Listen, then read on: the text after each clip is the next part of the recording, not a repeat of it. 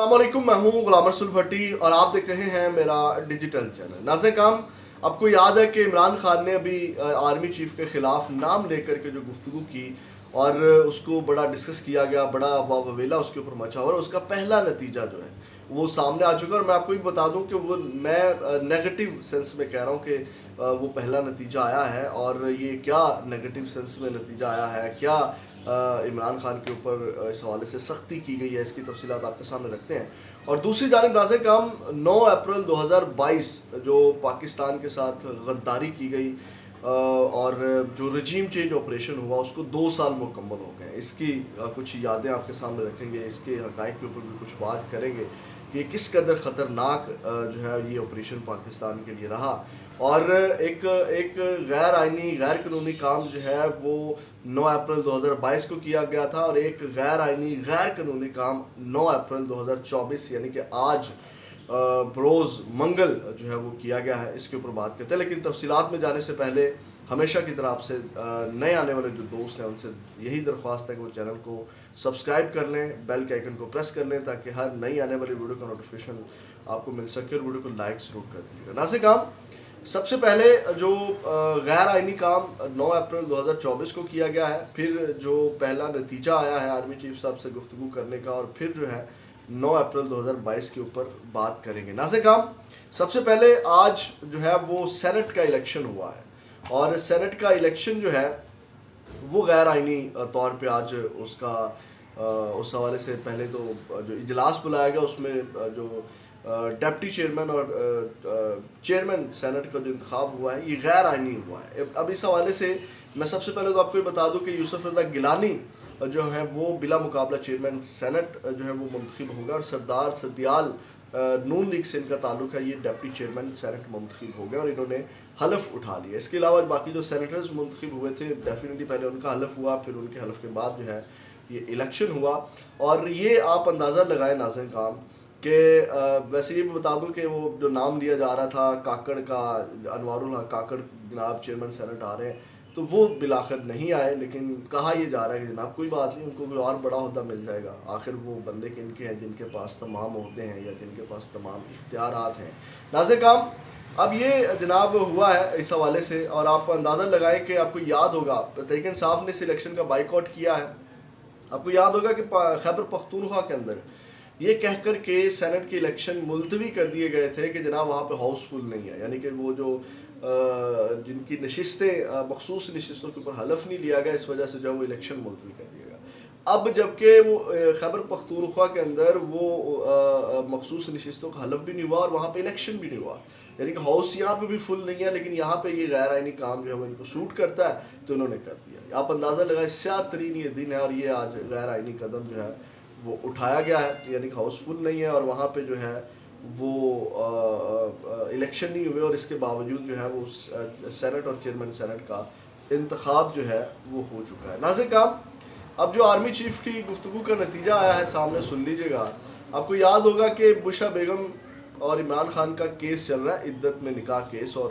اس کے اوپر سزا ہوئی ہے، اور اس سزا کے خلاف جو اپیل دائر کی گئی ہے اس کی سماعت ہوئی ہے۔ لاسٹ ٹائم ایک سماعت ہوئی تھی،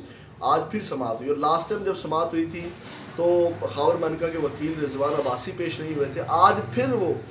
پیش نہیں ہوئے، اور لاسٹ ٹائم جج نے کہا تھا کہ وہ نہ پیش ہوئے تو سزا جو معطل کر دی جائے گی، اور یہ سزا معطل ہونی ہے کیونکہ یہ غیر آئینی طور کے اوپر یہ تمام پروسیجر کیا گیا۔ تو آج جو ہے ڈیفینیٹلی عمران خان نے وہ گفتگو کی اس سماعت کے بعد، اور اس کے بعد جو ہے وہ پہلا نتیجہ جو ہے وہ سامنے آ گیا کہ جناب وہ کیس لٹکا دیا گیا۔ آج جب کہ کہا یہ جا رہا تھا، توقع یہ کی جا رہی تھی کہ آج بشرا بیگم جو ہے اس کیس سے ان کو سزا معطل ہو جائے گی اور بشرا بیگم عید اپنے گھر کریں گی، یعنی کہ آزاد حیثیت میں عید کریں گی۔ لیکن ناظرین کرام، آج ڈسٹرکٹ اینڈ سیشن کورٹ اسلام آباد کے جج شاہ رخ نے عدت میں نکاح کیس میں بشرا بی بی اور عمران خان کی سزا کے خلاف اپیل پر سماعت کی، جس دوران بشرا بی بی کے وکیل عثمان گل نے دلائل دیتے ہوئے کہا پروسیکیوشن آئے دلائل دے تو میں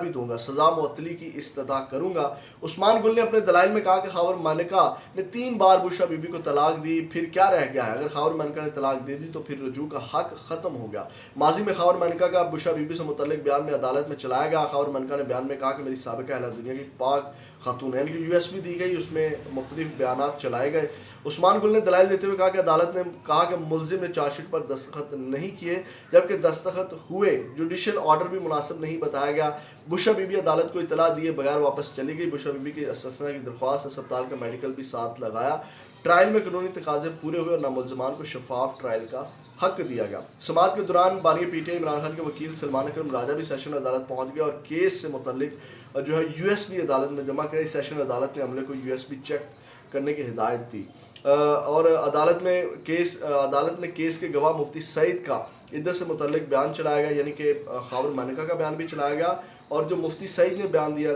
था कि जनाब मुझे तो ओन चौधरी लेकर के आया और ओन चौधरी ने बाकी गवाहान को भी जो है वो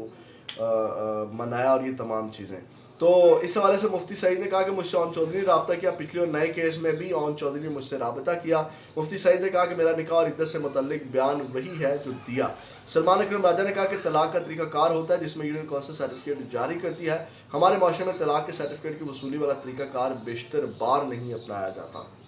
इमरान खान के वकील ने कहा कि नवंबर 2017 को दी गई तलाक का यूनियन कौंसिल को आगाह करना गैर ज़रूरी है। बुशरा बीबी ने कहा अपने निगाह से मुकम्मल मुतमिन हूँ, फ्रॉड के कोई अनासर नहीं। सलमान अकरम राजा ने कहा कि ट्रायल कोर्ट के सामने दायरा इख्तियार से मुतल्लिक बार बार आवाज़ उठाई। बुशरा बीबी का बयान हल्फी भी अदालत में जमा कराया गया। ट्रायल कोर्ट ने केस के दायरा इख्तियार पर कुछ वजाहत नहीं की। उस्मान गुल ने कहा कि ओन चौधरी सियासी हरीफ है जिससे बानी पार्टी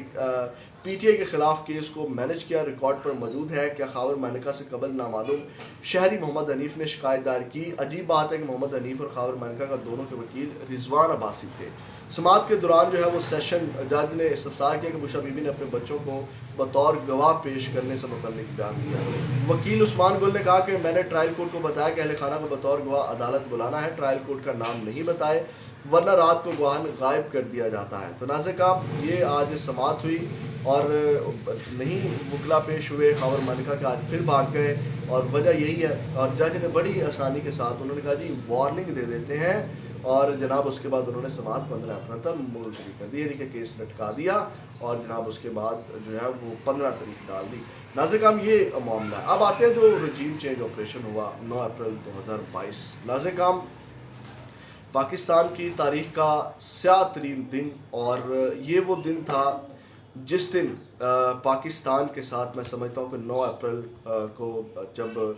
9 अप्रैल 2022 थी, आपको याद होगा कि किस तरह रात गए जो है वो प्रिजन वैन्स कैदियों वाली गाड़ियाँ जो है वो पार्लियामेंट हाउस के बाहर पहुँची, अदालतें रात को लगी।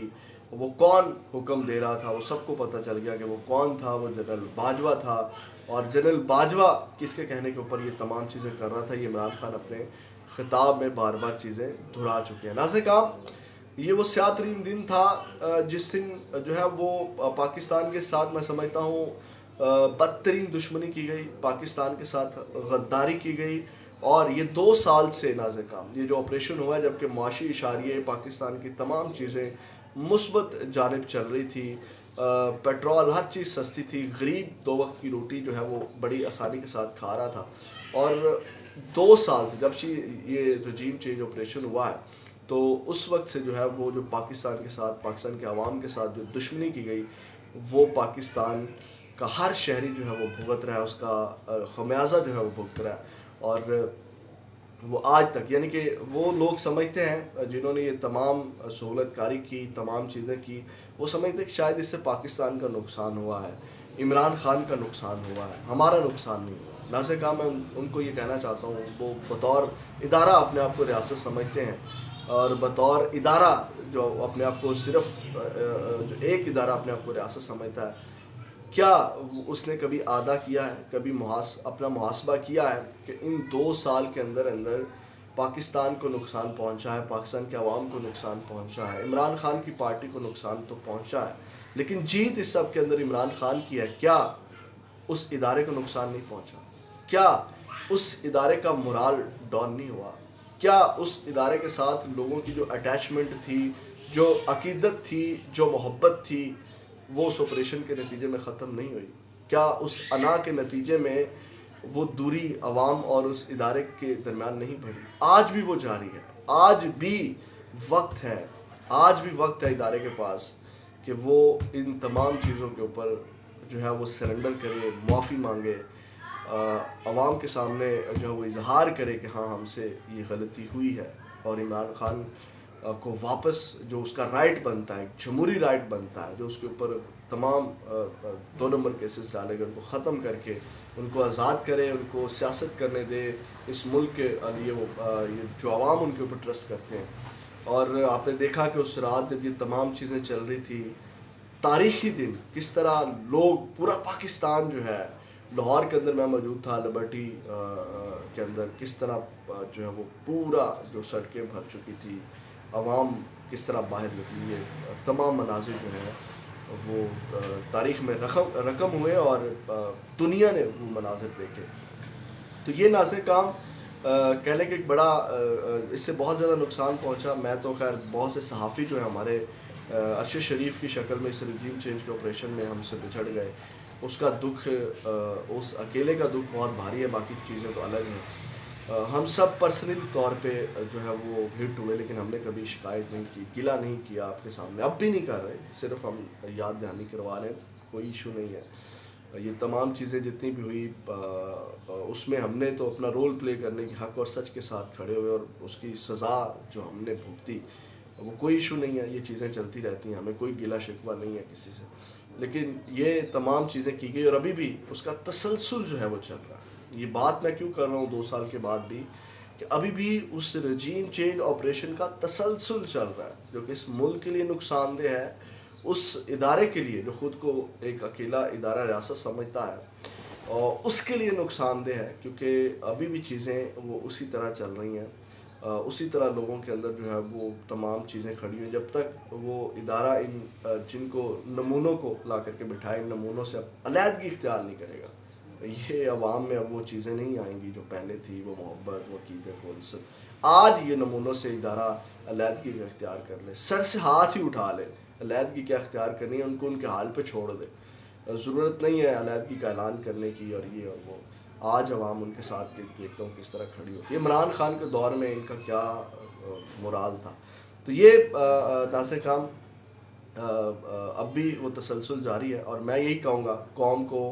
ان کرداروں کے خلاف جو آواز اٹھانی چاہیے، ان کی سزا کا مطالبہ کرنا چاہیے، اور پاکستان کے ساتھ جن جن لوگوں نے اس وقت گورنمنٹ یہ رجیم چینج آپریشن میں شامل تھے، ان کو کیفر کردار تک پہنچانا چاہیے، وہ سزا کے مستحق ہیں، انہوں نے اس ملک کو صدیوں پیچھے دھکیل دیا۔ یہ ابھی آپ کو خمیازہ پٹرول دیکھیں کہاں پہنچا ہوا ہے، اور عوام کس قدر بھوکے مار رہے ہیں۔ اور ابھی یہ ایسا نہیں ہے کہ یہ جو وزیر اعظم صاحب گئے ہیں اور $5 ملین کا یہ آ رہا ہے، کک فرق نہیں پڑنا اس سے نظر۔ میں آپ کو بڑے سادہ سے بڑا ایک چھوٹا سا فگر دینے لگا ہوں، 25 سے 30 سال تک پاکستان میں کوئی بہتری نہیں آئی، 25 سے 30 سال۔ اور وہ نوجوان جو آج روزگار کی، یا جو ینگ ہو رہا ہے، اس کا فیوچر جو ہے، یعنی کہ اس وقت جو 70% یوتھ ہے، اس کا فیوچر اس ملک میں تباہ ہے۔ یعنی کہ کچھ لوگ 2 سال میں رل گئے، جنہوں نے سٹیبل ہونا تھا وہ ان 2 سالوں میں رل گئے، اور جنہوں نے ابھی سٹیبل ہونا ہے، جنہوں نے ابھی نکلنا ہے، ان کا آگے کوئی فیوچر نہیں ہے، اور وہ 25-30 سال کے اندر اندر انگزائٹی، ڈپریشن، اور وہ کس قدر خطرناک ہتھیار بن جائے گی یہ یوتھ، آپ سوچ بھی نہیں سکتے۔ تو بہت سیاہی نظر آ رہی ہے، سیاہی نظر آ رہی ہے۔ اپنا بہت زیادہ خیال رکھیے گا۔ پاکستان زندہ باد۔